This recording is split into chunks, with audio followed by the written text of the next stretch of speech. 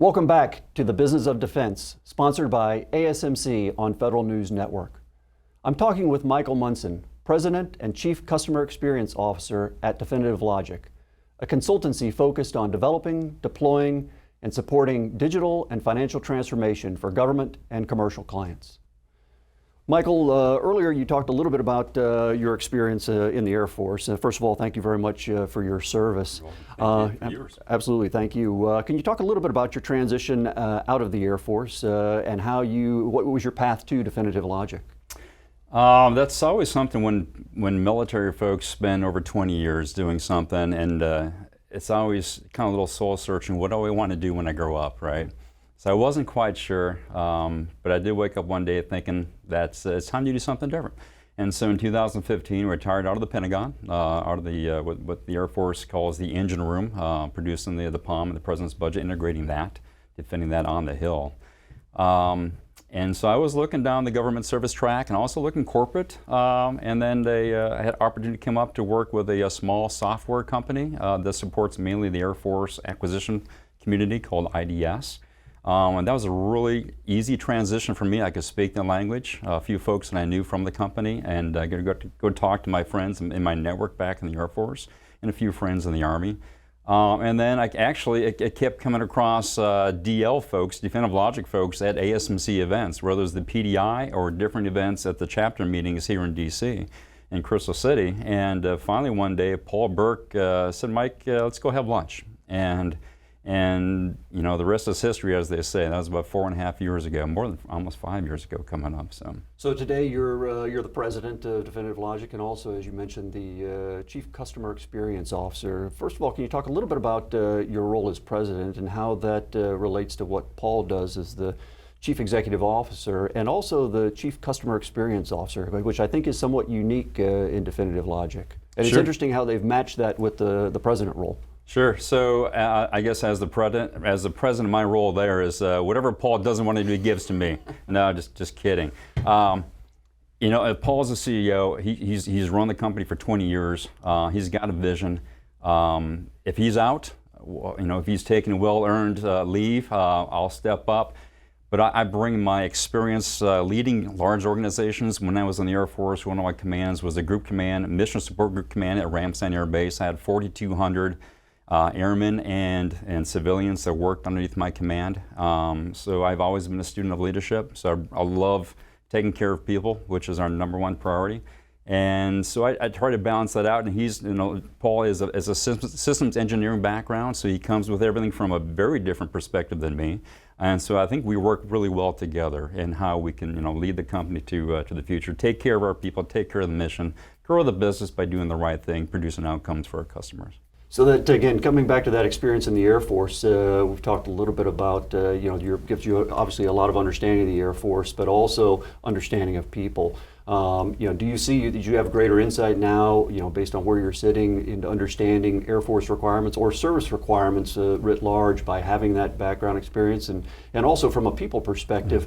What how does that influence how you develop your people, and what kind of a corporate culture you want to have there at Definitive Logic? Oh, absolutely. So with my customer experience hat on, putting myself in the shoes of our government customer, I have check-ins with them at least quarterly, and I'll say, no kidding, how's the team doing?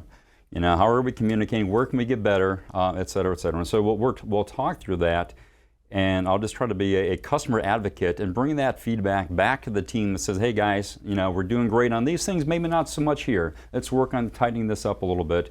And so I think that seems to be working well. I don't think many companies have a CXO, Chief Customer Experience Officer, and also keeps me plugged into our teams, our delivery teams, with our program managers, and our developers, our solution architects, our cloud guys. So it really keeps me rooted there with what they're doing, and see if I can help facilitate any positive improvement on morale, team building, collaboration, whatever it might be.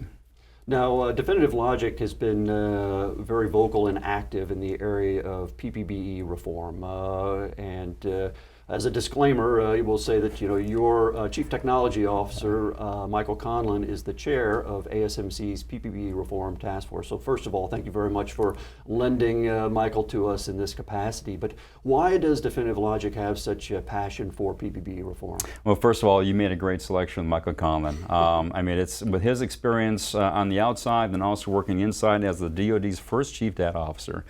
He saw firsthand how the process could probably use some tweaking, to put it mildly. So he's excited to lead that task force, and I think you probably saw. I know our open letter to the committee, picked up some press and picked up some momentum there.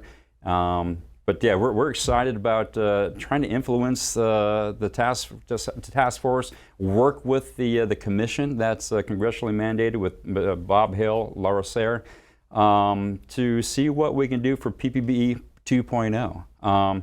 Because I think there is room for improvement. And our passion is we know what works in the private sector. We know we have a lot of folks that work from the corporate world. We know how they can make decisions quickly, and they're not waiting to submit a POM 5 years out that as soon as it hits the floor of OMB or OSD or Congress, it's obsolete, because guess what? Our adversaries change, right? Market conditions change. Inflation indices change quickly. And so we need a system, a PBS system, and a model that's very agile, that can turn on a dime. And some people may say it does. Probably not, because the systems just don't support it today.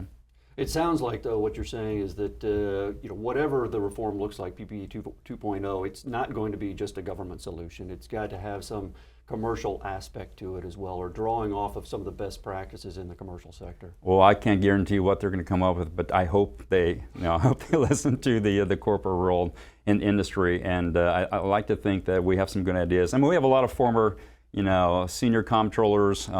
In fact, one of the people that's on our board of directors, Lisa Disbrow, is on the commission.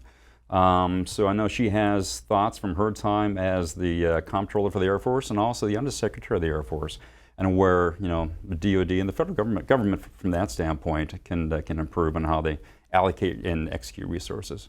Yeah, so let's talk a little bit about your board of advisors. You do have a board of advisors. You also have, as I understand, a fiduciary board as well. Can you talk a little bit about the difference between those two, and what value, difference in values do each one of them bring to the table for you? Mainly I'll focus on the board of advisors. So we have a board of directors basically that, it's, they're our guiding light. So we produce I go through the process of quarterly briefings, but more than that, they are there as mentors, and they're as sensors to guide us. They'll help open doors for us. Like I said, Lisa Disbrow is one of our key board of directors there, and it brings her stature, her experience in other boards as well, to help us navigate from this small business where we were to now competing with the big boys and girls. So from our standpoint, we didn't have that until 2 years ago.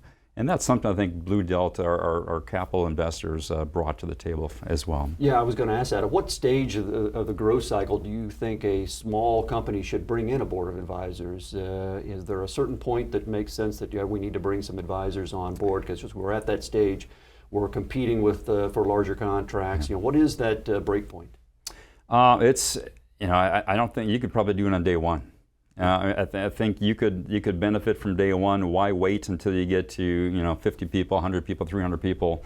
If there's somebody out there, if you are focused on financial management, and you're going to start a business tomorrow to revolutionize how the DoD or federal government does financial management, whether it supports advisory services, staff augmentation, whatever it might be, why would you not reach out to have somebody as a board of advisors, somebody who's been there, done that, maybe on the government side or maybe on the corporate side, to be that mentor?